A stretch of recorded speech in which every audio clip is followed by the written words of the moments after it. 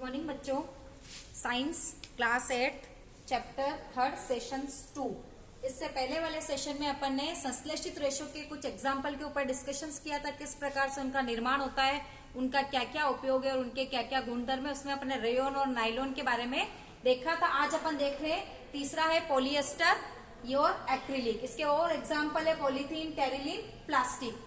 Polyester नाम से ही clear हो रहा है, पॉली प्लस एस्टर। हमने कहा था कि जितने भी संश्लेषित रेशे होते हैं वो सारे बहुलक होते हैं, पॉलीमर होते हैं। एक ही प्रकार के पदार्थ की बहुत सारी चेन जुड़ी होती है, वो आपकी क्या बनाते हैं, पॉलिएस्टर बनाते हैं। पॉली यानी बहुत सारी, एस्टर, एस्टर क्या है, एक प्रकार का रसायन है। हमको पता होगा हमारे घर पे मम्मी फ्रूट रखते हैं, एप्पल रखी, केले रखे या कोई भी फ्रूट रखा है, हमको पहले से उसकी स्मेल या उसकी विशिष्ट गंध से अपने को पता लग जाता है कि हमारे घर पे कोई ना कोई फल या फ्रूट पड़ा है। वो गंध किसकी होती है, एस्टर की। तो फलों की विशिष्ट गंध किस कारण से होती है, एस्टर के कारण होती है। पॉलिएस्टर की अपन बात करें तो इसका महत्वपूर्ण एग्जाम्पल है पेट, जिसका पूरा नाम है पॉलीएथिलीन टरथेलेट। इसकी जितनी भी प्लास्टिक की बोतल्स आती है, जितने भी प्लास्टिक की फिल्म्स आती है या प्लास्टिक के बर्तन जो आते हैं वो आपके किसके बनते हैं, पेट के बने होते हैं। आजकल आप बाजार में देखेंगे तो आपको दुकानदार बताएगा कि ये पेट की बोतल है, अनब्रेकेबल है, आसानी से नहीं टूटेगी, आप इसका इस्तेमाल करें। तो इसकी पूरी फुल फॉर्म भी अपने को आनी चाहिए। दूसरा है पीवीसी, पॉलीविनाइल क्लोराइड। ये भी एक प्रकार का प्लास्टिक है जिससे बिजली के तार की जो कोटिंग आती है, जितने भी हमारे विद्युत के तार होते हैं उसके ऊपर अपन देखते हैं लाल कलर, पीला कलर, काला कलर, हरा कलर, उसकी अलग से कोटिंग आती है जिसको छूने से हमको विद्युत का झटका नहीं लगता है, क्योंकि प्लास्टिक की विशेषता होती है कि वो विद्युत का क्या होता है, कुचालक होता है। इस कारण से तो जितने भी आपके तार बनते हैं वो जनरली किसके बनते हैं, पॉलीविनाइल क्लोराइड के। इसका फुल फॉर्म या इसका पूरा नाम भी आपको आना चाहिए।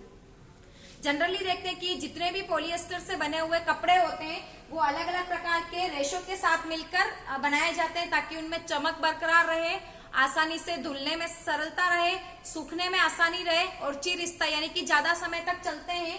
तो जो पॉलीकोट के कपड़े आते हैं वो आपके पॉलिएस्टर और कपाट यानी कि कॉटन से मिलकर बनते हैं। पॉलीवूल जो आती है वो आपके पॉलिएस्टर और ऊन की बनती है। टेरिकोट जो आता है वो आपका टेरिलिन और कपास से बनाया जाता है।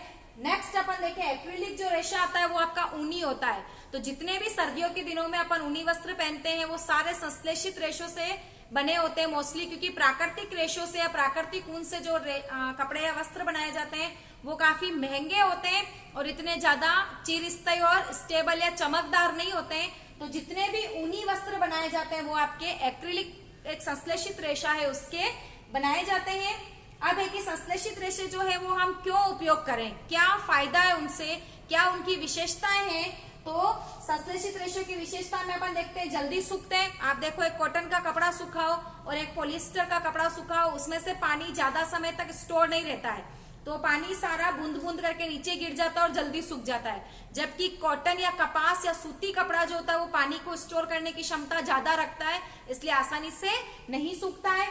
अधिक चलाऊ होते हैं, कॉटन के कपड़े जल्दी फट जाते हैं, जबकि पॉलिएस्टर के कपड़े रेशे जो होती है उसमें तन्यता या बॉन्डिंग ज्यादा होती है, ज्यादा समय तक चलते हैं, महंगे कम होते हैं, सलवटें नहीं पड़ती यानी कि आयरन की आवश्यकता नहीं पड़ती। आप कॉटन का कपड़ा पहनोगे तो सूखने के बाद आपको उसको प्रेस या आयरन करना पड़ेगा, परंतु पॉलिएस्टर में ऐसा नहीं होता। चमकदार होते हैं, आसानी से उपलब्ध हो जाते हैं, किसी भी शॉप पे आपको आसानी से मिलेंगे और रख रखाव आसान होता है। कॉटन के कपड़ों में आपको चरक करना पड़ेगा, फिर प्रेस करनी पड़ेगी और उसके बाद में भी आप उसको व्यवस्थित रूप से पहनेंगे तो ज्यादा समय तक चलते हैं, बाकी उनके फटने की संभावना ज्यादा रहती है। तो इन विशेषताओं के कारण आजकल हमारे दैनिक जीवन में जो सिंथेटिक फाइबर से उससे बनी हुई वस्तुएं, वस्त्र ज्यादा मात्रा में हम उसका यूज करते हैं। फिर सभी संश्लेषित रेशे जो होते हैं वो पेट्रोलियम मूल के कच्चे पदार्थ होते हैं, इसलिए वो क्या कहलाते हैं, पेट्रो रसायन कहलाते हैं। ये भी डेफिनेशन आपको आनी चाहिए। एक अपन अन्य महत्वपूर्ण रेशे सिंथेटिक रेशे की बात करें तो प्लास्टिक। आज अगर अपन कहें कि प्लास्टिक के बिना हमारा जीवन अधूरा है तो ये कोई अतिशयोक्ति नहीं होगी, क्योंकि आप सुबह उठने से लगाकर रात को सोने तक की अपने दैनिक जीवन में उपयोगी वस्तुओं की लिस्ट बनाएंगे तो उस लिस्ट को आप बनाते ही जाएंगे तो भी वो कभी भी खत्म नहीं होगी, क्योंकि ज्यादा से ज्यादा प्लास्टिक से बनी हुई वस्तुएं अपन यूज करते हैं। इसमें महत्वपूर्ण एग्जाम्पल है पॉलीथीन, जो कि एथीन और एथीन की बहुत सारी चेन आपस में मिलती है। एथीन की अगर अपन बात करें तो C2H6, this one is ethene. ये जो है वो एक कार्बन का एक पार्ट है जो चेन में बनता है। 2 कार्बन होते हैं एथीन में और हाइड्रोजन की संख्या होती है जब ये चेन से जुड़ता है। प्लास्टिक में देखो आप 2 प्रकार की चेन बनती है, एक आपकी सिंगल चेन इस प्रकार की, और एक आपकी अगर इसी के साथ एक एथीन और जुड़ जाता है तो ये आपकी क्रमबद्ध सीक्वेंस में बनने वाली चेन हो जाएगी। इसके आगे आगे आगे आपकी चेन जुड़ती जाएगी और आपका पॉलीएथीन या पॉलीथीन का निर्माण होगा। प्लास्टिक जो होते हैं वो 2 प्रकार के होते हैं, थर्मोप्लास्टिक और थर्मोसेटिंग प्लास्टिक। थर्मोप्लास्टिक किसको कहते हैं? ऐसे प्लास्टिक जिसको आप देखेंगे कि अगर अपन गर्म पानी को किसी बोतल में भरेंगे तो उसका आकार विकृत हो जाता है, लेकिन आप किसी गर्म पानी को आप किसी टब में भरेंगे तो उसका आकार इतना विकृत नहीं होता है। तो ऐसा प्लास्टिक जिसको थोड़ा सा भी तापमान दें या थोड़ा सा भी उसके तापमान में वृद्धि करें तो उसका आकार जो है वो विकृत हो जाए, ऐसा प्लास्टिक क्या कहलाता है? थर्मोप्लास्टिक कहलाता है। आप पॉलीथीन को थोड़ा सा लेकर आप आग के पास ले जाएंगे तो वो शंक हो जाएगा, उसका आकार जो है वो छोटा हो जाएगा। ये भी एक बहुत जानने योग्य बात है कि संश्लेषित रेशे जो होते हैं वो जलने पर अपने आकार को छोटा कर देते हैं या जिस पर वो है उसके चिपक जाते हैं। तो अगर अपन रसोई में काम करते समय या प्रयोगशाला में काम करते समय सिंथेटिक कपड़े पहनेंगे और अगर इत्तेफाकन आग लग जाती है तो वो कपड़े आग पकड़कर अपने शरीर को चिपक जाते हैं, जिससे दुर्घटना होने की संभावना बढ़ने के साथ साथ में हमारे शरीर की स्किन के साथ में वो चिपक जाते हैं तो हमारे शरीर को ज्यादा नुकसान होता है। अगर अपन कपास, कॉटन या ऊनी वस्त्र पहनेंगे, सूती वस्त्र पहनेंगे तो सूती वस्त्र जो होगा वो जलने पर दूर जाता है। आप किसी कॉटन के कपड़े को जलाएंगे तो टुकड़ा टुकड़ों में विभक्त होकर दूर उस रेशे से या उस टुकड़े से अलग हो जाता है। तो हमें रसोई घर में काम करते समय या प्रयोगशाला में काम करते समय ज्यादा से ज्यादा प्रयास करें कि सूती कपड़े का इस्तेमाल करें, क्योंकि वो शरीर को छोड़ देंगे। दूसरा है थर्मोसेटिंग प्लास्टिक। ऐसा सेटिंग अपन देखेंगे, ऐसा प्लास्टिक जो एक बार अगर किसी आकार में ढल गया है तो उसको तापमान देने पर भी उसको आकार को बदला नहीं जा सकता।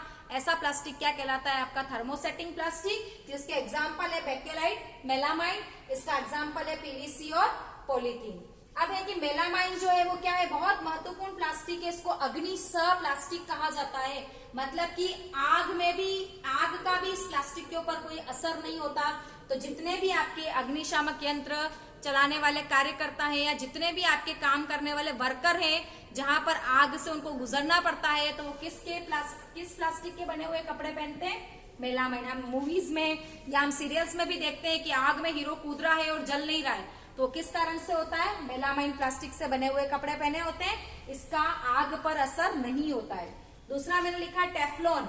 इसको नॉन स्टिक के जितने भी बर्तन बनते हैं, हमने देखा है नॉन स्टिक के बर्तनों के ऊपर तेल और जल नहीं चिपकता है, तो ऐसा वो किसकी कोटिंग होती है उस बर्तन के ऊपर? टेफ्लॉन नामक प्लास्टिक की कोटिंग होती है, जो कि तेल और जल को अपने ऊपर चिपकने नहीं देता है।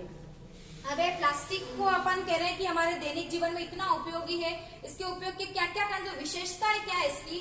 तो प्लास्टिक जो है वो अनअभिक्रियाशील है। हमने देखा था कि जितने भी खट्टे पदार्थ होते हैं अगर उसको धातु के बर्तन में रखते हैं तो विषैला लवण बनता है, खराब हो जाता है। प्लास्टिक, उसके अंदर आप किसी भी प्रकार का कोई भी खाद्य सामग्री भरेंगे, कोई उसके ऊपर अक्रियाशील होने के कारण वो उस खाद्य सामग्री से क्रिया नहीं करेगा और वो खाद्य सामग्री ज्यादा खराब नहीं होगी। दूसरा, एयर टाइट अगर ढक्कन लगा है तो वायु से संपर्क नहीं होता है तो भी खराब नहीं होगा। और आसानी से ट्रांसपोर्ट करने के लिए किसी भी खाद्य सामग्री को या विशेषकर तरल पदार्थों को ट्रांसपोर्ट करने के लिए प्लास्टिक के बर्तन बहुत ज्यादा उपयोगी होते हैं। हल्का होता है, आप एक लोहे की बाल्टी उठाएंगे और आप एक प्लास्टिक की बाल्टी उठाएंगे तो ऑब्वियस से वजन में अपने को अंतर लगेगा। हल्का होता है, प्रबल होता है, स्ट्रॉन्ग होता है और चिरस्थायी होता है। आप देखेंगे कि धातुओं के बर्तन तो संक्षारित हो जाते हैं, वायुमंडल की ऑक्सीजन के साथ क्रिया कर लेते हैं, जल के साथ क्रिया कर लेते हैं, लोहे के डब्बे में जंग लग जाता है। लेकिन प्लास्टिक का डब्बे नहीं तो जल के साथ क्रिया करता है, नहीं वायु के साथ क्रिया करता है, तो चिरस्थायी लंबे समय तक हम उसका उपयोग कर सकते हैं। और सबसे महत्वपूर्ण बात है कुचालकता। मैंने अभी बताया आपको जब अपन ने पीवीसी पढ़ा कि प्लास्टिक जो होता है वो विद्युत का कुचालक होता है, तो हमको विद्युत का झटका नहीं लगता है। तो जितने भी विद्युत कर्मी होते हैं वो जनरली रबड़ या प्लास्टिक के दास्ताने और चप्पल या ग्लव्स वगैरह पहनते हैं। आप देखोगे स्क्रू ड्राइवर जो होता है उसके पीछे का हत्था भी प्लास्टिक का बना होता है।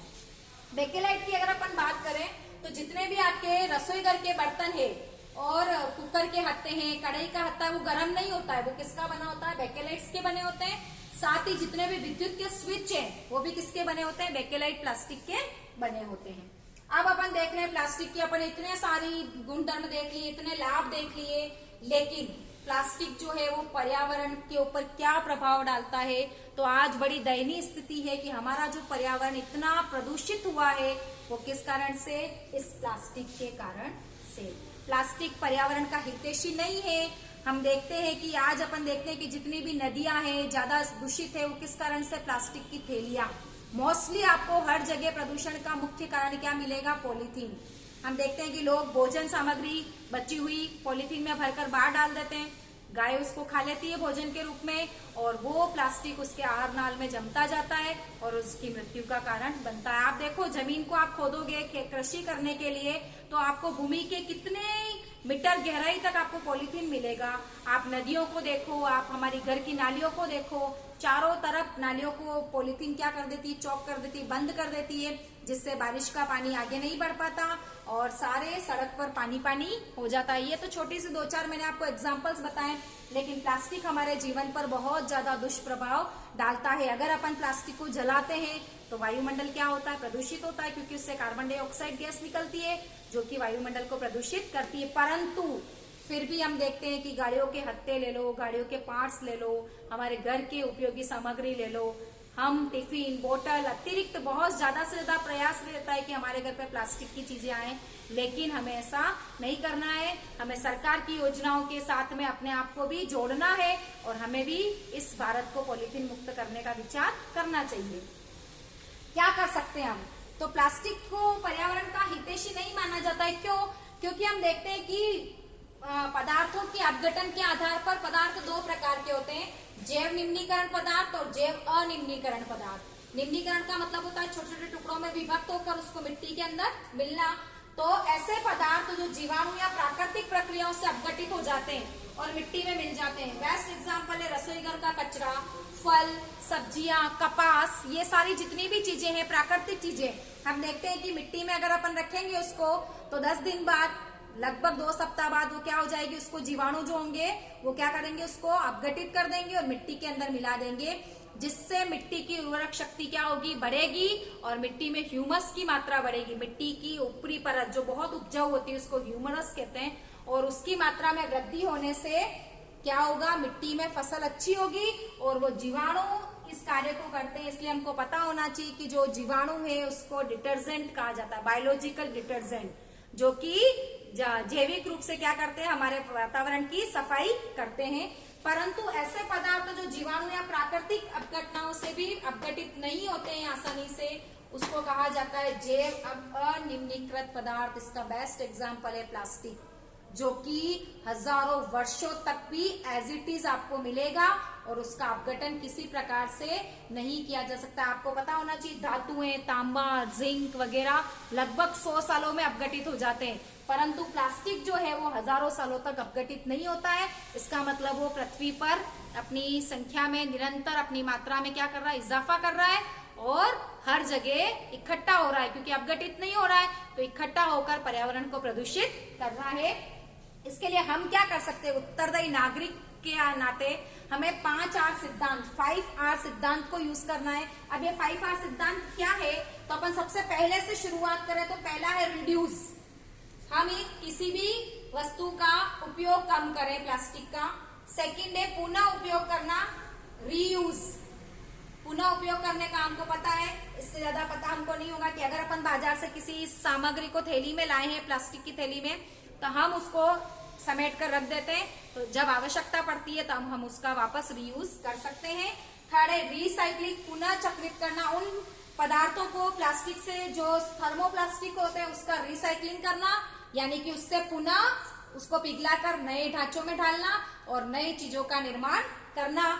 फोर्थ है रिकवर, पुनः प्राप्त करना। किस प्रकार से हम उसको पुनः प्राप्त कर सकते हैं? रिकवरी करके। और 5 है आपका मोस्ट इंपोर्टेंट है रिफ्यूज, हम उसका उपयोग ही नहीं करें। इसके लिए हमें क्या करना चाहिए? हमें इस 5R थ्योरी का पालन करना चाहिए। मार्केट जाते समय कपड़े का थैला साथ में ले जाएं, जहां तक संभव हुए पॉलीथीन की थैली का इस्तेमाल नहीं तो करें और नहीं किसी को करने दें। और इस प्रकार से हम क्या कर सकते हैं, एक जिम्मेदार नागरिक होने के नाते हम अपने पर्यावरण के प्रति हितैषी बन सकते हैं और अपने पर्यावरण को बचा सकते हैं। तो 5 पार्ट थ्योरी अपने को ध्यान रखनी है। उपयोग कम करें, पुनः उपयोग करें, पुनः चक्रित करें, पुनः प्राप्त करें और सबसे मोस्ट इम्पोर्टेंट है कि हम उसका उपयोग ही ना करें। इस प्रकार से अपन ने चैप्टर 3 में संश्लेषित रेशो के ऊपर डिस्कशंस किया था, जिसमें अपन ने रेयोन, नाइलॉन, प्लास्टिक और पॉलीथीन, इसके ऊपर अपन ने सारा देखा। अब नेक्स्ट क्लास से अपन नया चैप्टर शुरू करेंगे। Thank you.